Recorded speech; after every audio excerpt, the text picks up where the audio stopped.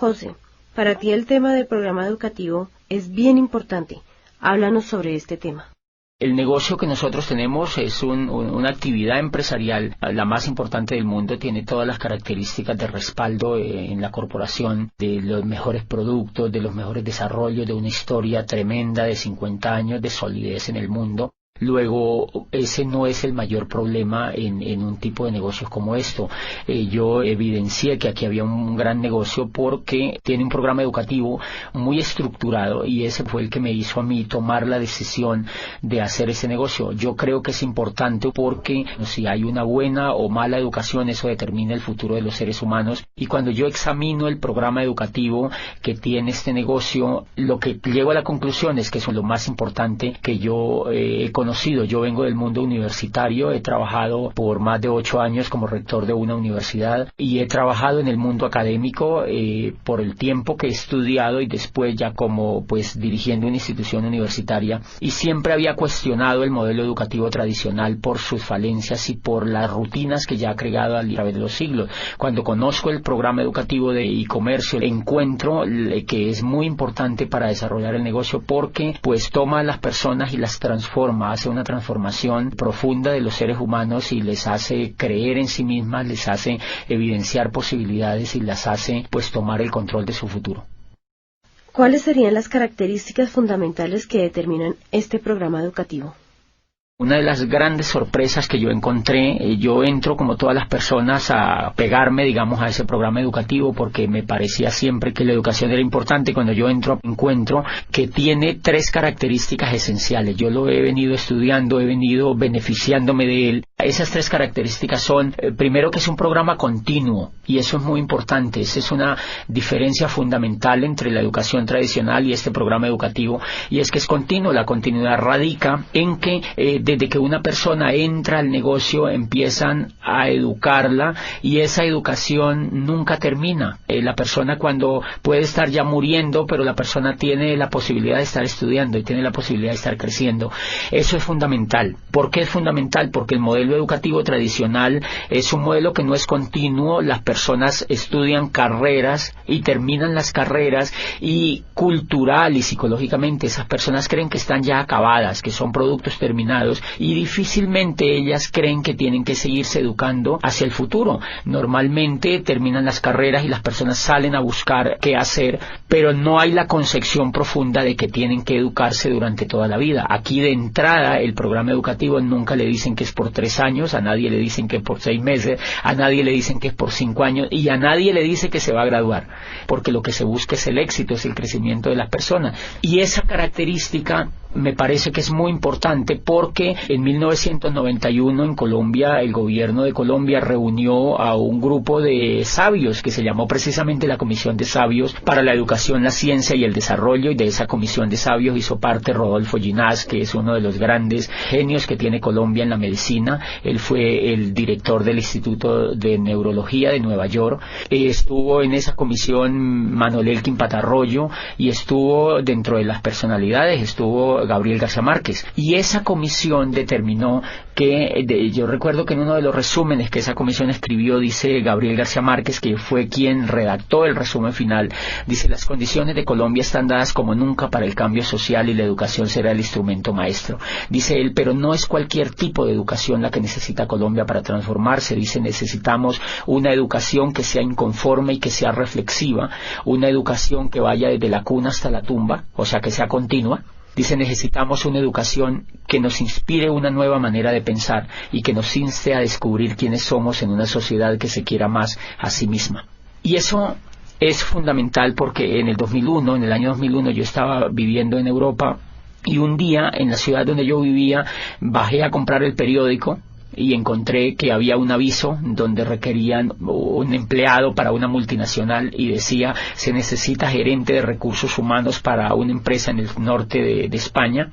Y a mí me emocionó ese aviso porque yo creía tener posibilidades para aplicar. Cuando yo veo en ese aviso decía abajo: no mayor de 29 años. Entonces, ¿qué es lo que está haciendo eso? Lo que está haciendo ahí es que están limitando a las personas y creen que las personas, por no tener menos de 30 años, no son competentes para una empresa. O sea que están reciclando a la gente. La industria, uno de los pecados de la era industrial es que recicla a las personas, porque cuando ya no tienen las habilidades de la juventud, las desecha, y en ese sentido es porque el modelo educativo no es continuo. Si el modelo educativo fuera continuo, la empresa entendería que la persona en la edad que tuviera pues tendría las habilidades más despiertas y podría ser más productivo para la empresa. Pero como la empresa sabe que la persona ha terminado la carrera a los 21 años, entonces ya quiere que la persona trabaje esos 5 años donde está el mayor auge de entusiasmo, trabaje para la empresa. Cuando ya va llegando a los 30 años, la empresa ya cree que esa persona no es competitiva. He visto personas de 50, 60 años estudiando libros y volviendo a tener esperanza en que ellos pueden hacer algo importante en su vida, y eso lo logra la educación. José, cuéntanos por qué hay personas que no pueden tomar el programa educativo tan fácil o tan rápido como otras. En muchos casos es porque los líderes no los promueven lo suficientemente. Como este es un negocio de liderazgo, los líderes siempre tenemos que decirle a las personas qué es lo más importante para ellas. Y entonces pueden haber varias fallas. Una, que los líderes no están lo suficientemente comprometidos con lo esencial que tiene un negocio como estos, y es la educación. Y la segunda cuestión es que hay personas que definitivamente no quieren educarse, porque la educación es un asunto voluntario. La educación está allí para que la gente la tome, así como el éxito, así como el progreso, así como la abundancia, así como la posibilidad de avanzar en la vida es una opción, la educación también es una opción. Por fortuna estamos en un país donde pues las personas optan por educarse o no, donde todo es libre, y entonces aquí también ese es un elemento importante. Hay personas que no creen que sea importante para ellos, y ahí hay un tema de conciencia que hay que respetarlo. Una segunda característica que tiene ese programa educativo y que me parece definitiva es que es coherente. La primera característica es continuo, la segunda es que es coherente. La razón número uno, la cual me sorprendió a mí, es que los maestros que educan en el negocio tienen el resultado en la mano. Diferencia fundamental con el modelo educativo tradicional. El modelo educativo tradicional, no siempre o casi nunca los que educan tienen el éxito. Entonces, a mí me sorprendió ver que yo fui a un seminario y los que me hablaban en ese seminario eran diamantes. O sea, eran libres financieramente, y ellos me estaban enseñando a mí a ser libre financieramente. Entonces, obviamente, cuando yo escucho a alguien que tiene el resultado, eso me da confianza, eso me da fe, porque ella es una persona que tiene las mismas capacidades que yo, y entonces yo creo que yo también lo puedo lograr. Y eso en educación, desde el punto de vista pedagógico, es determinante, que la persona que eduque a otros tenga los resultados de éxito que está transmitiendo la otra persona. Yo, cuando conocí el mundo universitario, me daba cuenta que habían profesores, por ejemplo, que enseñaban administración de empresas y nunca habían tenido ninguna empresa. Entonces le enseñaban a los estudiantes a montar empresas, pero ellos jamás habían tenido la oportunidad de tener una empresa, ni nunca la querían tener además. Y entonces encuentras tú profesores de finanzas, por ejemplo, que enseñan finanzas a los estudiantes y ellos están quebrados financieramente. Yo recuerdo una vez cuando yo estaba trabajando en el mundo universitario, entrevisté a un profesor y él daba macroeconomía, y entonces yo le pregunté, bueno, tú que sabes tanto de la economía, tú debes estar muy bien económicamente, y me dijo, no, yo la verdad no estoy bien económicamente, tengo muchas deudas, tengo problemas financieros, pero es que eso hace parte de la microeconomía y yo lo que enseño es macroeconomía. O sea que es una cosa bastante interesante, y eso tiene mucho que ver con la incoherencia. Nuestro modelo educativo tradicional definitivamente se volvió muy incoherente, y entonces tú encuentras profesores que enseñan éxito, que hablan de éxito, pero ellos no lo tienen, que hablan de dinero, pero ellos no lo tienen, que hablan de empresas, pero ellos no lo tienen.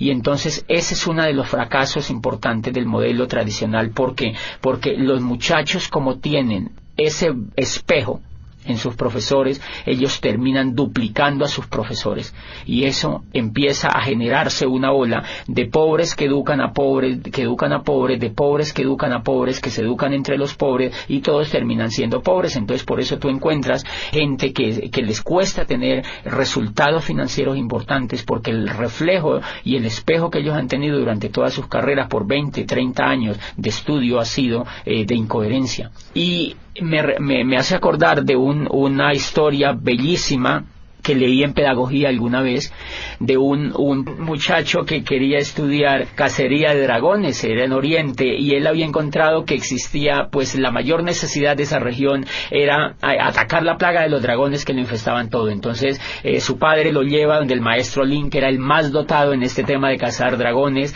y entonces el muchacho se matricula allá. Empieza a aprender primer semestre cómo cazar dragones 1, segundo semestre cómo cazar dragones 2, tercer semestre cómo cazar dragones 3, etcétera, etcétera. Pasan los 5 años y él se gradúa como cazador de dragones. Están tan contentos la familia que van a celebrar con él el grado, lo abrazan, se toman fotos, llevan la abuelita, todos los familiares, las tías, los primos, etcétera, etcétera, y los amigos, y brindan ese día porque se gradúa el hijo como cazador de dragones. Estaban tan felices que lo matriculan inmediatamente en la maestría de cómo cazar dragones, profundo ya, una maestría es una especialidad importante, y entonces el muchacho se queda ahí mismo en esa escuela de cazadores de dragones con su maestro dirigiéndole la maestría, y entonces ya empieza a profundizar cómo cazar dragones en el aire, cómo cazar dragones en el mar, cómo cazar dragones pues en la selva, y se especializa y termina la maestría. Vuelven y celebran a los 2 años y medio, 3 años, él termina, lleva 8 años estudiando cacería de dragones, y entonces celebra y sale como magíster en cacería de dragones. Se va al campo a cazar dragones y al cabo de 10 años regresa muy triste, ya más avanzado de edad el muchacho, ya está entrando en los 30 años, 30 y pico de años, y entonces le dice al maestro, maestro, yo estoy muy triste, y le dice, ¿por qué estás triste? Le dice, mire, yo estudié aquí contigo en esta escuela cacería de dragones, fui aplicado, nunca me supleteé, nunca habilité, hice todo lo que tú me dijiste, repetí todas las asignaturas, hice todo el pensum, y me gradúo como cazador de dragones, y no solo me gradúo como cazador de dragones, sino que hago una maestría en cómo cazar dragones a nivel de especialidad. Me gradúo de magíster como uno de los más brillantes estudiantes, y llevo 10 años en el campo, y no me puede creer, maestro, no solamente no he cazado ni un dragón, sino que ni siquiera lo he visto. Entonces el maestro se queda viéndolo y le dice, hijo, no te pongas triste, vamos a hacer lo siguiente, vas a volver al campo durante otros 5 años, y vas a trabajar muy duro en cómo cazar dragones. Si al cabo de 5 años no has logrado cazar ningún dragón, se le acercó al oído y le dijo, haz como yo, dedícate a enseñar a los hombres el noble arte de cómo cazar dragones. Me parece que mucho le pasa a la educación tradicional eso. La incoherencia de la educación tradicional en general radica en que el gran cúmulo de profesores que enseñan no tienen los resultados, y entonces duplican la incoherencia, y por eso la gente sale preparada para no hacer nada, porque ellos han visto que los profesores no hacen exitosamente lo que les han enseñado. La coherencia es tan importante en la pedagogía y en la educación en general que en la historia de la raza humana solamente ha habido 2 momentos importantes de éxito en la educación, y esos éxitos han estado ligados especialmente con el valor de la coherencia. El primero se presenta en el siglo de oro de Pericles, en la Grecia clásica, donde allí nace la historia. Imagínense que allí vive Herodoto, y Herodoto no estudia historia, sino que Herodoto hace historia. Herodoto escribe la historia de los griegos, y allí nace el padre de la historia, que es él. Él empieza a escribir sobre lo que le pasa a los griegos, y por supuesto que si una persona quería estudiar historia, suponiéndose que existiera una persona que quisiera familiarizarse con la historia, pues va donde Herodoto, porque Herodoto es el historiador. Y nace en el siglo de oro de Pericles Sócrates, vive Anaxágoras y vive Platón, y entonces ellos empiezan a crear las escuelas filosóficas más importantes que pues iluminaron a Occidente y siguen iluminando la filosofía occidental. ¿Qué era la característica de estos filósofos? Que ellos no fueron a estudiar filosofía, sino que ellos eran filósofos, o sea, eran coherentes, ellos hacían filosofía, y entonces, pues así Sócrates empieza a hablar a los jóvenes en las calles y en las plazas, y empieza a reflexionar sobre la vida, sobre los valores, sobre la amistad, y reúne a los jóvenes y les cuenta sobre la vida, sobre el universo, les habla sobre la belleza, etcétera, etcétera, y los jóvenes son extasiados escuchando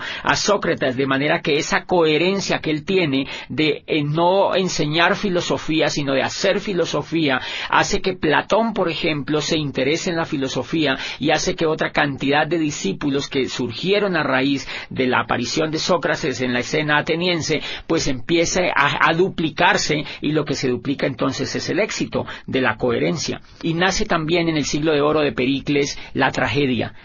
Nace la tragedia, y entonces allí vive pues Sófocles, Eurípides y Esquilo, los grandes creadores de la tragedia viven en ese siglo, y pues obviamente ellos no enseñan tragedia, ellos lo que hacen es que hacen tragedia, y lo que hacen es que enseñan con el ejemplo. Nunca antes se ha visto otra etapa más impresionante de gloria, de crecimiento y de creación que la que se da en el siglo de oro de Pericles, y ha sido pues el ejemplo máxime de la educación. Y paradójicamente allá nace la historia, pero no hay facultades de historia, nace la filosofía y no hay facultades de filosofía, y nace la tragedia, la gran literatura de los griegos, pero no hay escuelas de literatura.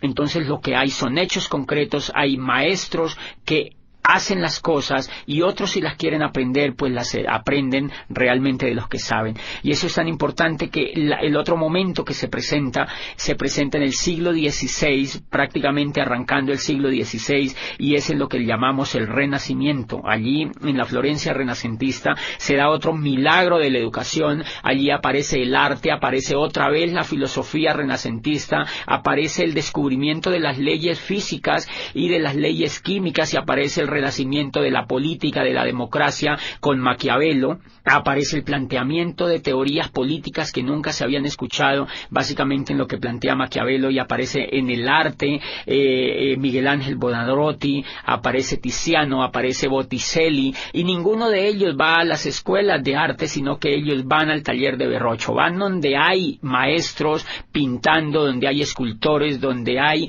realmente personas que son coherentes con el arte, y pues ellos han sido los grandes creadores del Renacimiento, la gloria, el espejo, todo el ejemplo que tuvimos hacia adelante en el tema del arte en Occidente. Por ejemplo, fíjense que toda esa coherencia hace que Newton defina su rol sobre la ciencia y desafíe los conceptos que se habían creado a raíz de las creaciones anteriores en el tema de la física. Y lo que se da en ese siglo, en ese siglo del Renacimiento, prácticamente en esa etapa, es que existen personas que son coherentes entre lo que piensan y entre lo que hacen. Nunca antes ni nunca después se presentó otro milagro de la educación tan impresionante como se dio en el Renacimiento y en el siglo de oro de Pericles.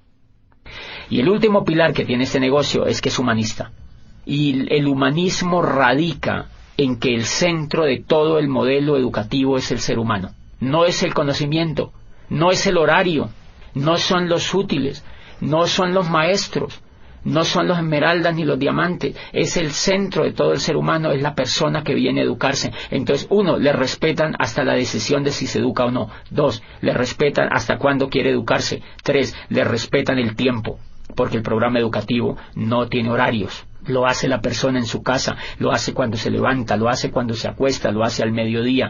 No tiene un horario como hace el programa educativo tradicional, que levanta a los niños a las 5 de la mañana para que se vayan a la escuela y le viola el sueño, le viola la esencia misma de las personas, que es el descanso. Los llevan a estudiar desde la madrugada a los niños con unos horarios determinantes que ellos no han escogido.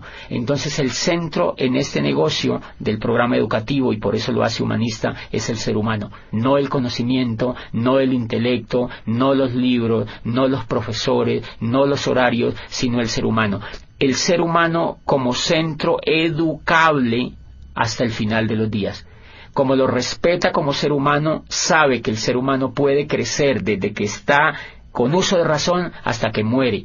Y eso es un modelo completamente humanista. El humanismo radica, siempre que se mide un modelo humanista desde la pedagogía, se mide dónde está el ser humano y cómo se le respeta. Este modelo educativo lo que hace es crearle a la persona una inteligencia superior desde lo emocional, le genera esperanza, le genera valores, le genera principios, y todo lo orientado a la educación está basado en los valores intrínsecos del ser humano, ni siquiera en el intelecto, sino en los valores intrínsecos del ser humano. José, ¿qué diferencia hay entre el modelo educativo tradicional y el programa que estamos desarrollando en este negocio? Bueno, fuera de esas diferencias que son monumentales, Son diferencias como, por ejemplo, que el modelo educativo tradicional se enfoca en la educación intelectual. Y resulta que los grandes descubrimientos que se han hecho en la pedagogía apuntan a que el éxito de las personas en la vida no está basado en el intelecto, sino en la emoción. Entonces, una diferencia nuclear del programa educativo es que no educa el intelecto, sino que educa la emocionalidad. Hay una obra de Daniel Goleman que se llama Inteligencia Emocional, es un profesor de Harvard y fue uno de los primeros estudios serios que se hicieron recientemente sobre el tema de la educación emocional, y empezó la pedagogía a darse cuenta que la educación emocional era mucho más importante que la educación intelectual. Me explico. Si nosotros observamos, por ejemplo, escuchando o leyendo, cuando uno lee lo que escribió Einstein, por ejemplo, dice Einstein que es más importante la imaginación que el conocimiento. Lo que lleva a Einstein a descubrir la teoría de la relatividad es la emoción. No es lo que él sabía de física, es la emoción, es el deseo de hacer algo nuevo, es el deseo de descubrir una teoría nueva, era el deseo de superar al maestro que había antes que él.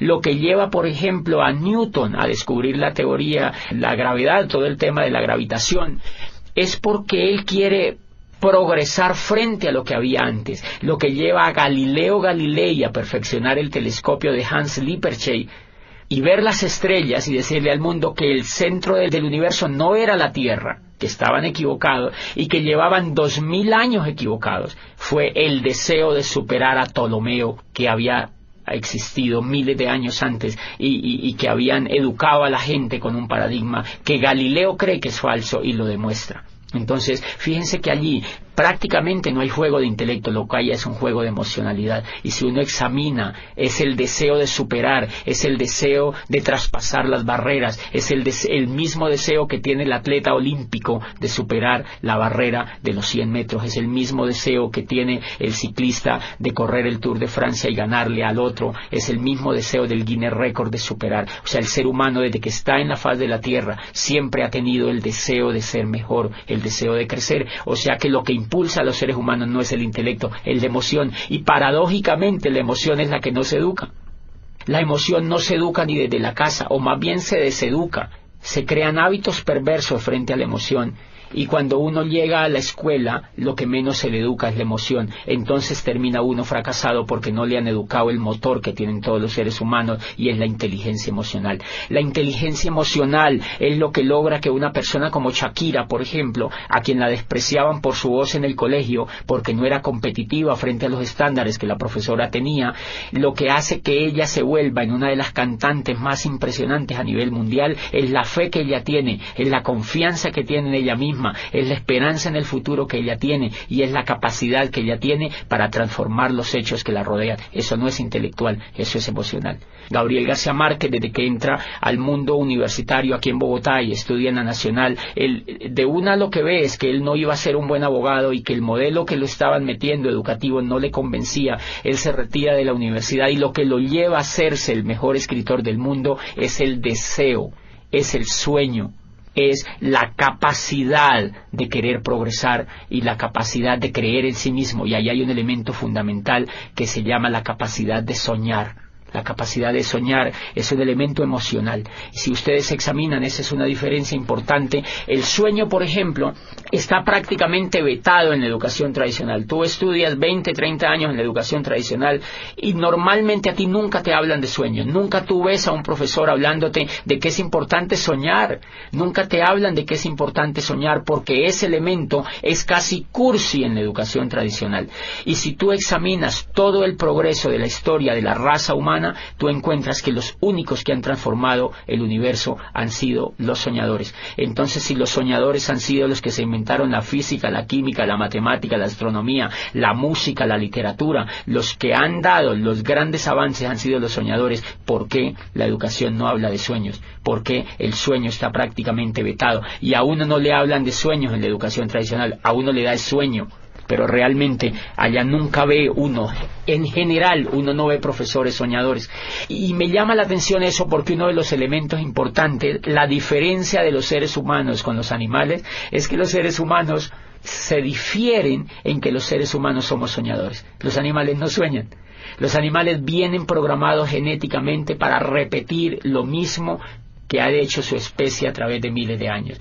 La abeja repite el mismo panal, la hormiga repite el mismo hormiguero, el cerdo repite el mismo comportamiento de los otros animales. Y entonces, si la diferencia de los seres humanos con los animales es soñar, quiere decir que un modelo educativo que no nos enseñe a soñar no nos está humanizando, sino que nos está animalizando. Cuando yo entré a este programa educativo y encontré que el centro de todo el programa educativo era hablar de sueños, era volver a poner a la gente a soñar, era diciéndole a la gente, tú puedes lograr lo que tú quieras, tú puedes construir el futuro que tú quieras, tú puedes aprovechar este vehículo y cambiar la historia de tu vida, tú puedes imaginarte un futuro mejor. Ahí me di cuenta que estaban humanizando al ser humano. Y entonces me di cuenta que llevaba yo 20 años acercándome más a la raza animal que a la raza humana mediante la educación. Esa es una trampa que la educación tradicional no ha descubierto todavía y que hay intentos por progresar, pero es tan grande. La educación tradicional lleva más de 800 años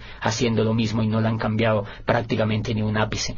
De manera que hay que entenderla, es un modelo muy complicado de cambiar, pero nosotros podemos hacer cosas por los demás y yo pienso que la labor que está haciendo el modelo educativo de este negocio pues es impresionante, porque en lugar de cuestionar lo que ya hay, hacemos realidades los sueños de muchas personas con una herramienta que es verdaderamente revolucionaria desde allí. Y los sueños son emocionales, ese es un elemento. Otro elemento como ejemplo es la confianza. Si tú te das cuenta, los Estados Unidos de América en estos momentos han entrado en una recesión. ¿Qué es la recesión? Carencia de confianza en la economía. No es que no tengan dinero, lo que pasa es que no quieren invertir el dinero. Los bancos no quieren prestar. ¿Por qué no quieren prestar? Porque no tienen confianza. ¿Por qué no quieren comprar finca raíz? Porque no hay confianza. ¿Por qué no hacen negocios como antes? Porque no hay confianza. O sea que el elemento, por la confianza se cae la bolsa de valores de Nueva York. Por la confianza, imagínate, la confianza no es intelectual, es emocional. Y entonces si la confianza es la que es capaz de mover la economía del mundo, ¿por qué no se educa en la confianza? ¿Por qué no se educa a los niños a que sean confiables? Si ustedes observan afuera, se van a dar cuenta que las personas que tienen éxito es porque son confiables. Las personas que no tienen éxito es porque no son confiables. El éxito económico y el éxito en todas las etapas de la vida radica en la confianza. La confianza que la familia le tiene a uno determina el éxito que uno tiene con la familia. Si uno no es confiable, ni la misma familia lo apoya. O sea, ¿qué quiere decir? Que la confianza es un factor determinante en el progreso de los seres humanos y nunca se enseña. Claro, cuando una persona se vuelve confiable puede progresar en todos los aspectos de la vida. Y ese es un elemento. Este negocio educa en valores, en volver soñadores, en el valor de la imaginación, en el valor de la confianza, en el valor del perdón, en el valor de la asociación, que es fundamental. La asociación, fíjate que en la educación tradicional, uno de los elementos que me gustó de este negocio es que cuando yo entré me empecé a asociar con gente rica. La gente que te educa es gente rica, es gente que tiene lo que uno quisiera tener. La educación que yo había tenido me asociaba era con gente que no tenía los resultados. Entonces, obviamente, si las personas se asocian, si una persona se asocia con gente que viola la ley, esa persona le da por violar la ley. Si una persona se asocia con gente fumadora, se quiere volver fumador. Igual, si una persona se asocia con gente rica, se quiere volver rico. Si una persona se asocia con gente pobre, se quiere volver pobre. Porque Dios los hace y ellos se juntan, dice el dicho. Entonces tú encuentras, claro, si una persona es educada en un medio pobre, donde no ve resultados, la persona lo único que va a duplicar es pobreza. Este modelo de negocio tiene la facultad de asociar a las personas con gente que tiene resultados de abundancia y entonces eso se pega en las otras personas. Por eso crea como una especie de ambiente donde hay muy fácil la posibilidad de la duplicación, porque las personas siempre están viendo resultados y siempre están viendo posibilidades y siempre están viendo coherencia y siempre están viendo progreso. Otro elemento importante es que cuando uno se asocia en este negocio, uno encuentra gente que no se queja, gente que no habla de pobreza, gente que no te habla de crisis, gente que no te habla de fracaso, gente que no te habla de pérdida. Acá siempre te van a hablar de ganancia, de prosperidad, de abundancia, de riqueza, de amistad, de perdón, de valores, de familia, de crecimiento. Entonces, obviamente, si te están hablando todo el tiempo de eso y tú lo vives, a ti eso se te va pegando y te dan ganas de ejercerlo en tu vida. ¿Tú consideras que este programa educativo es importante para un negocio multinivel? Sí, totalmente definitivo. Y una de las diferencias que tiene, digamos, montar un negocio de network marketing con montar un negocio tradicional, es que el que monta un negocio tradicional, primero, en la universidad no le han enseñado actitudes de ser empresario. La diferencia entre una persona que es empresaria y alguien que no es empresaria es la actitud.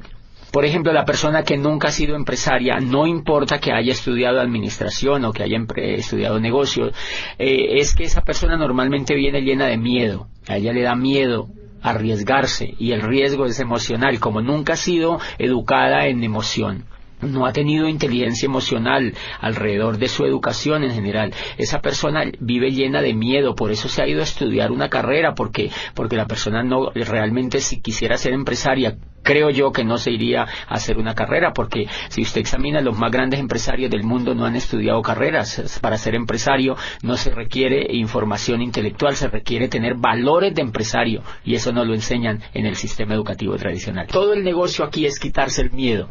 Todas las personas vivimos llenas de miedo, nosotros vivimos con el miedo, miedo a arriesgarnos, miedo a ser el oso, miedo a quedar mal, miedo a que nos vaya mal, siempre pensamos en qué pasa si nos va mal. O sea que llevamos mucho miedo por dentro, y esa es la razón número uno porque la mayoría de personas no son empresarias. Resulta que el miedo es el aliado número uno de la pobreza.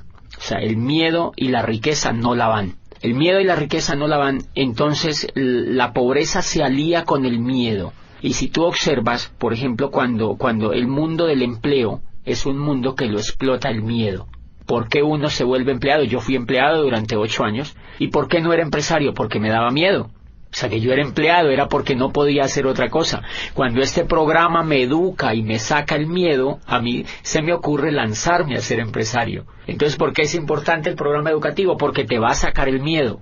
El miedo siempre vive con uno. Lo que pasa es que el programa educativo lo minimiza, lo arrincona, lo manda a espectros donde uno no lo necesita. Y cada vez que uno se educa emocionalmente en ese negocio, el miedo se aminora. Los seres humanos en cuestiones con el miedo somos como un demaquillante. El demaquillante normalmente tiene mitad de agua y mitad de aceite.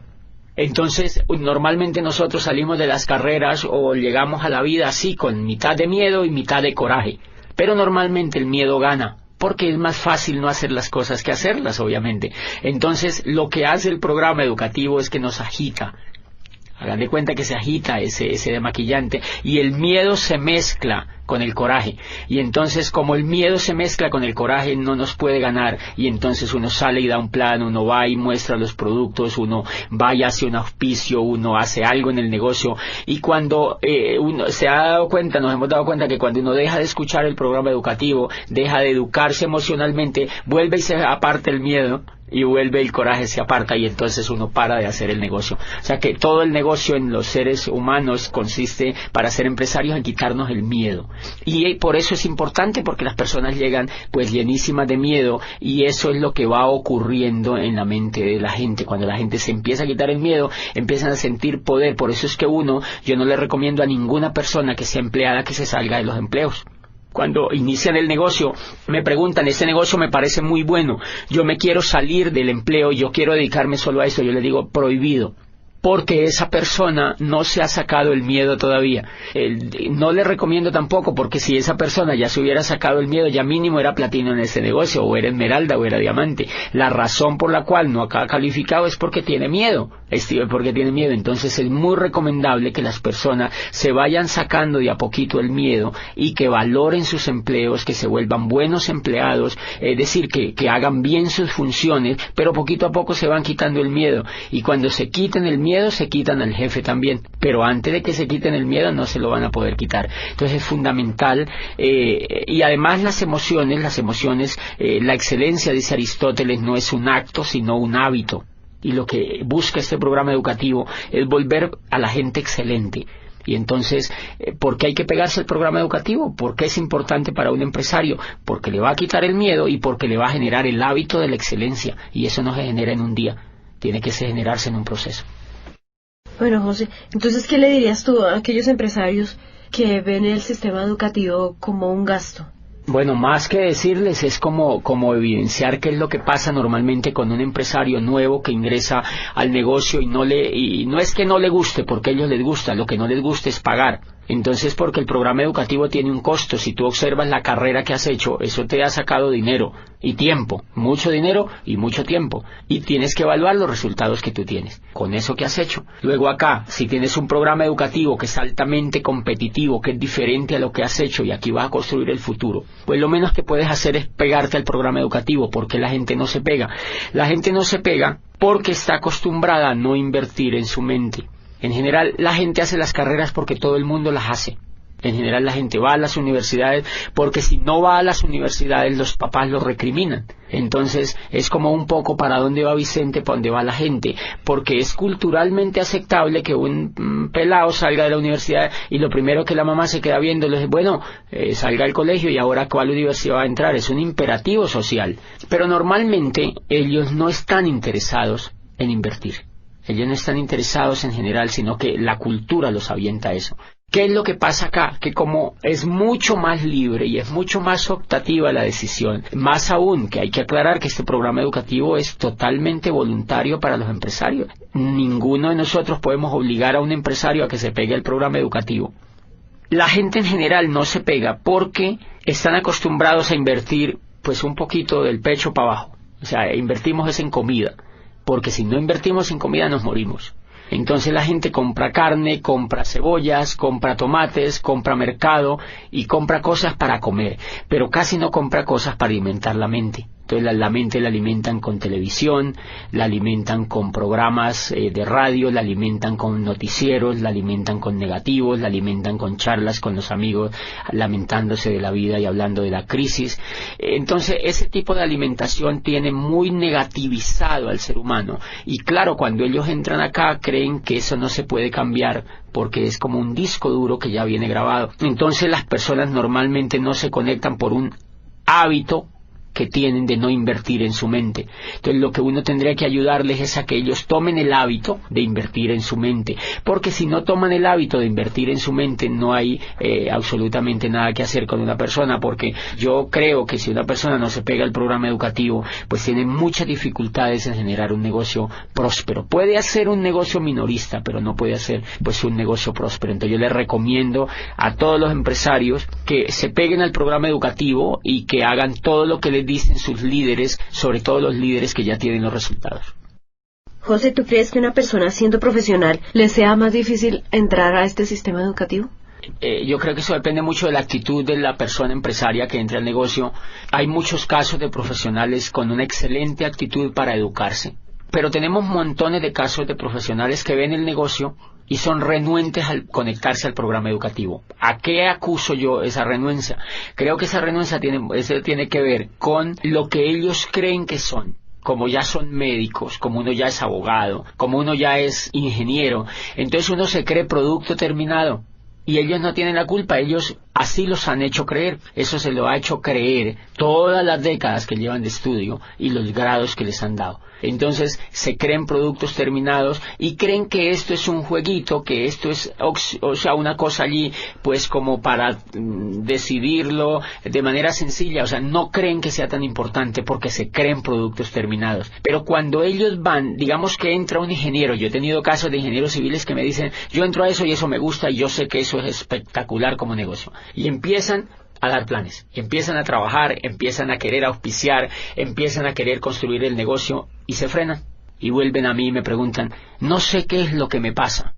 Lo que pasa es que yo voy donde la gente y me dice que no, yo a veces contacto a la gente y me dejan plantado, y obviamente para un profesional de esos pues un resultado de eso lo golpea.